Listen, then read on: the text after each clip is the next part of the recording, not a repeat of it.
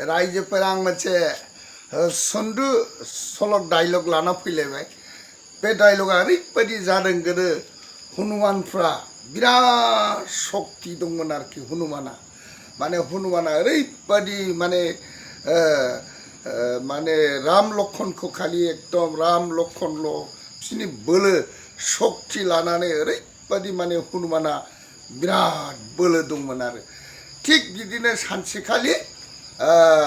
राबना सीताखौ खावना लांबाय नालाय, राबना सीताखौ खावना लांनाय रागावनो रामा सानसेखालि खायदा खालामनानै हनुमानखौ थिनहरदों आरो। दा हनुमाना सानसेखालि मा जाहैबाय, एखेबारे बिराद गिदिर दै सागर लंकायाव माने बारलांनो थाखाय एखेबारे बियो हनुमानफ्रा माने एखेबारे बिराद गिदिर लंका दैखौनो माने खोबाय आरो बिसोरो एकदम बिराद हनुमानफ्रा गासिबो खोजोब्बाय। खोनानै मा जाहैबाय सानसेखालि बिराद गिदिर एखेबारे राबननि रायजोआव ओरैबायदि माने थालिर बिफां बायदिसिना बिफां ओरैबायदि बागान दंनो आरोखि। दा बे बागानाव मा खालामहैबाय हनुमाना, एखेबारे थांनानै थालिर बागानाव थाहैबाय आरोखि। थालिर बागानाव दाना थालिर बागानाव थाहैबाय नालाय माने गिदिरबो जानो रोंगौ फिसाबो जानो रोंगौ आरोखि हनुमाना। दाना एखेबारे थालिर नेग्रा फिथाइ सामथाइ नेग्रा राबन राजानि रायजोनि मानसिफ्रा एखेबारे नायगिदिंगासिनो आरो। थिग बिदिनो सानसेखालि मा जायासै, हनुमानखौ थालिर बागानाव माने नुहैबाय आरोखि मोख्रा जानानै थानाय, फिसानो मोख्रा जानानै थानाय आरो। दा मोख्रा जानानै फिसा जाना थानाय नालाय थिग थाक एखेबारे माने सान्थ्रिफ्रा राबननि रायजोनि सान्थ्रिफ्रा मा खालामबाय, साला मोख्रा नों साला जोंनि बे रायजोआव नोङो माने फैनानै थालिरखौ जागासिनो दं नङा होमबा, थौ नोंखौ हमनानै राजानिसिम लाना थांनांगौ ओरै होननानै एखेबारे मोख्राखौ खानानै हमनानै लानानै थांबाय आरोखि राबननो खोन्थाहैनो थाखाय आरोखि। दाना लांबाय नालाय लाङै मा खालामहैबाय, राबननो खोन्थाहैबाय, महाराजा जोंनि नैबे गिलु बालु बागानाव फिथाइ सामथाइ बागानाव थालिर बागानाव मासे मोख्राया थाफैदों। बे मोख्राया जोंनि थालिरखौ जाबाय थायो। बे जोंनि रायजोआव हाबनानै अयथासार खालामदों, अबेखौबा दालाय सिफायदों, अबेखौबा मा खालामदों, बिबार सिफायदों, नाना रखम इत्यादि खालामनानै बियो थालिर बागानाव थालिर जायै थायो जाबाय। तखननाखि राबना बुंबाय, हा बे आंनि रायजो लंकापुरियाव माब्रै मोख्राया फैनो हाखो,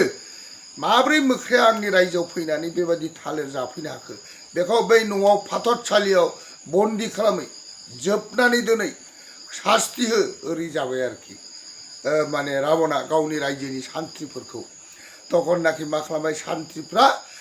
मोख्राखौ न' सिङाव जेल बायदि सोनानै साजा होनोसै आरो। जेलानो न'आव सोना लांनो थाङो होमब्ला मोख्राया ओरैबायदि हनुमान बिराद गिदिर जाबाय आरो, बिराद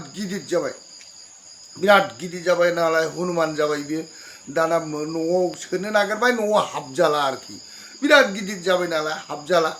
तखननाखि एखेबारे सान्थ्रिफ्रा अभाब नांबाय,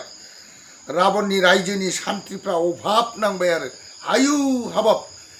बे मोख्राया एफा फिसामोन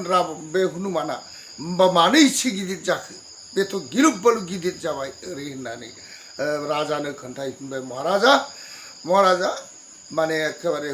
मोख्राया एथ' फिसामोन हनुमाना, खिन्थु दा न'आवनो हाबजाला, बिराद गिदिर जाबाय आरोखि होननानै बुंबाय। एकदम आसरित मोनजोब्बाय आरोखि, आसरित मोनजोब्बाय राबननि रायजोनि मानसिफ्रा,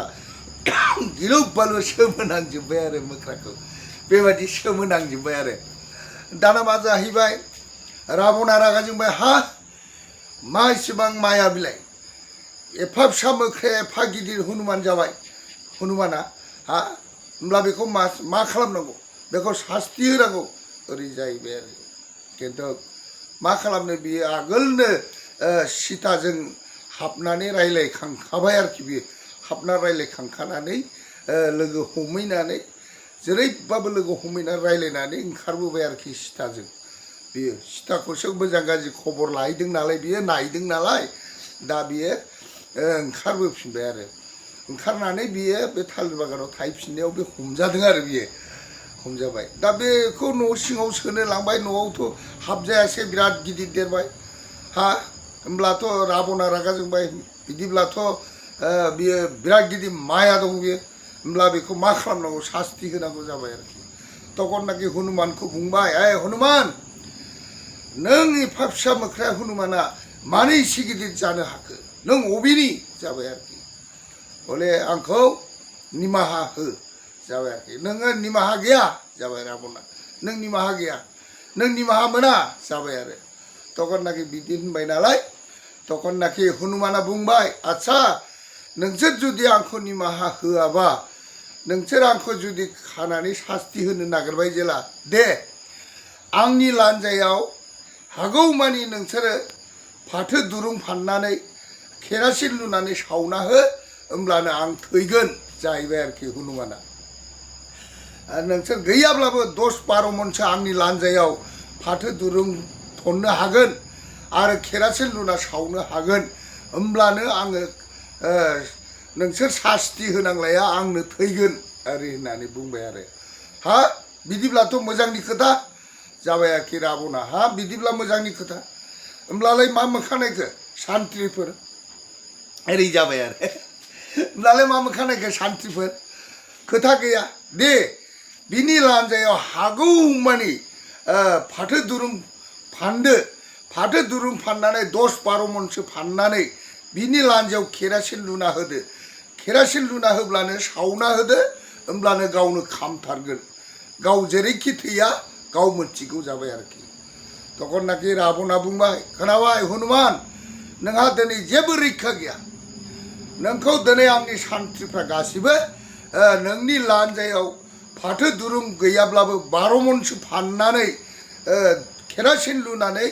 नोंनि लान्जायाव सावना होब्लानो नों थैसिगोन जाबाय तखननाखि हनुमाना बुंबाय नोंगौ आंनि लान्जायाव नोंसोरो फाथो दुरुंखौ फानना होदो आरो केरासिन लुना होदो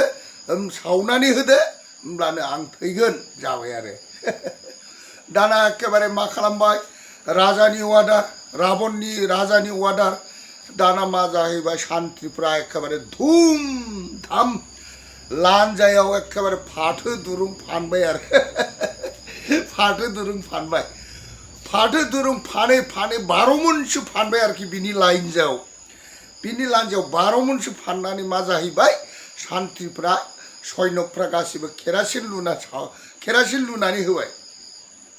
केरासिन लुना होबाय नालाय दाना हनुमानखौ बुंबाय हनुमान जोंनि बे राबननि रायजोआव फैनानै नोङो थालिर जाफैदों फिथाइ सामथाइ जाफैदों नोङो बहुत माया खालामफैदोंना दानिया लादो नोङो नोंनि लान्जायाव नै अर सावनानै होनोसै जाबाय आरो बेबायदि होननानै बिसोरो एकदम मिनि बाला बाला एखेबारे बिसोरो बिराद फुरथिजों लान्जायाव बियो सलाय खाथि हुखांना होबाय आरोखि हनुमाननि लान्जायाव दाना एखेबारे सलाय खाथि हुखांना होबाय नालाय बिराद जोंबाय आरोखि बिराद जोंबाय लान्जायाव एखेबारे ब्लाव ब्लाव ब्लाव ब्लाव ब्लाव ब्लाव फुरा अरा जोंबाय आरो जेलानो अरा जोङो एसेयावनो हनुमाना मा खालामबाय जय एखेबारे राम होननानै एखेबारे राबननि रायजोखौनो न'खौनो गासिबो बेयावबो बारलाय बेयावबो बारलाय बेयावबो बारलाय गासिबो सावजोब्बाय न' गासिबो सावजोब्बाय राबननि रायजोनि न'खौनो गिदिर गिदिर बिल्डिं गिदिर गिदिर न' राजानि नोगोर राजानि थाग्रा राबननि थाग्रा बेबायदि एखेबारे बेयाव बारलाय बेयाव बारलाय बेयाव बारलाय बेयाव बारलाय खामजोबहोबाय सावजोब्बाय नालाय मा खालामबावनो बियो एखेबारे सावजोबै रायजोनि मानसिफ्रा असम्भब जाबाय रायजो राजा सान्थ्रिफ्रा गासिबो गाबस्रावजोब्बाय राबननि रायजोनि मानसिया राबनाबो सोमोनांबाय मा जाखो बेलाय आसरित एखेबारे खामजोब्बाय आरो न'आ खामजोब्बाय नालाय दाना मा खालामबाय हनुमाना सावजोबखांनानै मोनसे सागोराव बियो